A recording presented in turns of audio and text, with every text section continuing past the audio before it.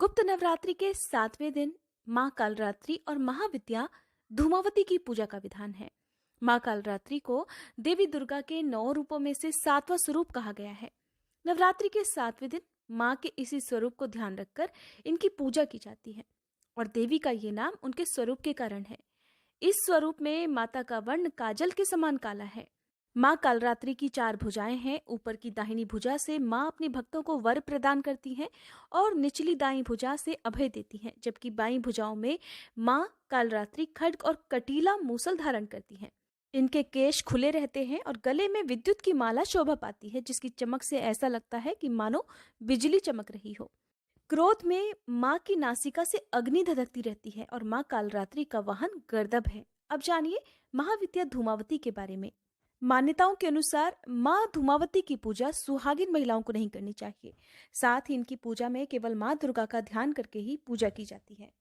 शास्त्रों के अनुसार माँ धूमावती का कोई स्वामी नहीं है, इसलिए यह विधवा माता मानी गई है।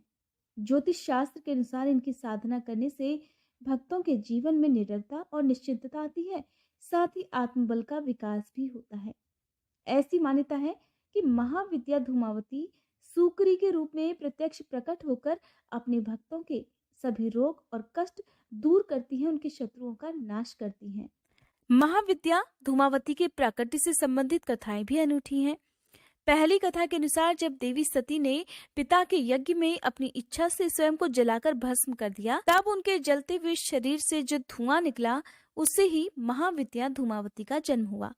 इसीलिए वे हमेशा उदास अवस्था में दिखाई देती हैं। यानी कि महाविद्या धूमावती धुएं के रूप में देवी सती का ही भौतिक स्वरूप है। दूसरी कथा के अनुसार जब एक बार देवी पार्वती भगवान शिव के साथ हिमालय पर्वत पर विचरण कर रही थी, तभी उन्हें बहुत जोरों की भूख लगी।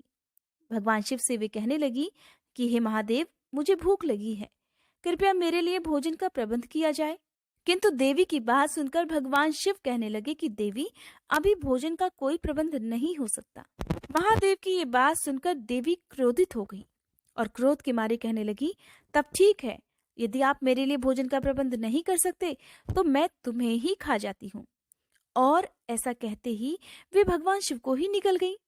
अब भगवान शिव तो स्वयं इस जगत के सर्जक हैं, परिपालक हैं, तब वे भी देवी की इस लीला में सम्मिलित हो गए।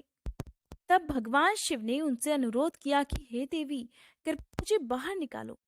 भगवान शिव के बार बार अनुरोध करने पर देवी ने उन्हें उगलकर बाहर निकाल दिया। अब भगवान शिव देवी के मुख से बाहर तो निकल गए, लेकिन मारे क्रोध के भगवान शिव ने देवी को श्राप ही दे डाला और कहने लगे कि हे देवी, क्योंकि तुमने अपने पति को निगल लिया है, इसलिए आज से और अभी से तुम एक विधवा के रूप में रहोगी।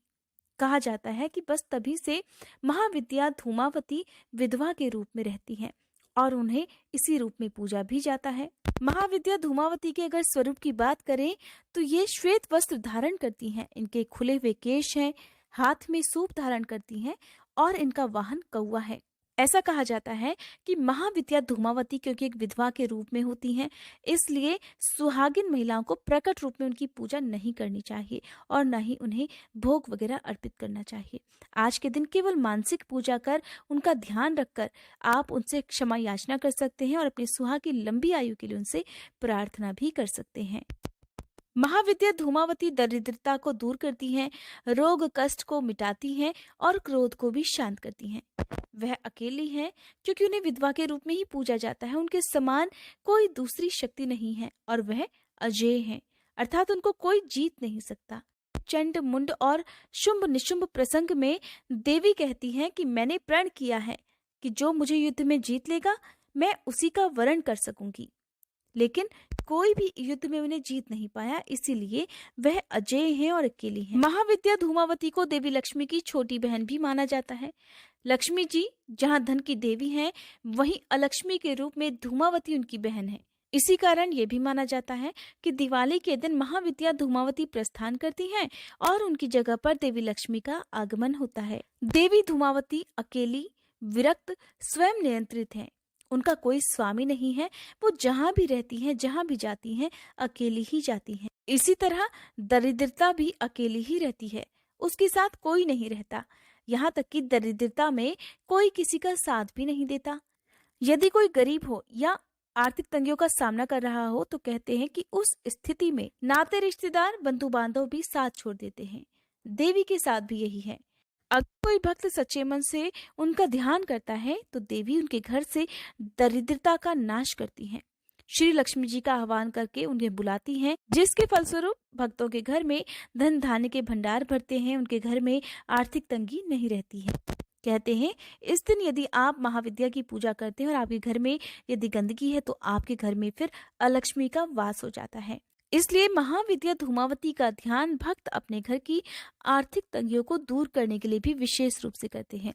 अगर आप आज के दिन प्रकट रूप में उनकी पूजा नहीं करते हैं या नहीं करना चाहते हैं, तब भी हाथ जोड़कर महाविद्या धूमावती का ध्यान करते हुए आप उनसे प्रार्थना करें कि आपके घर में परिवार में जो भी आर्थिक तंगियां हैं उन्हें वे दूर करें।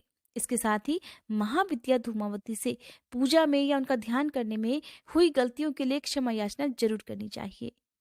ये थी आज की वीडियो। उम्मीद करती हूँ ये जानकारी आपको पसंद आई होगी। वीडियो अगर अच्छी लगी हो तो वीडियो को लाइक करके चैनल को सब्सक्राइब और बेल आइकन प्रेस करना मत भूलिएगा।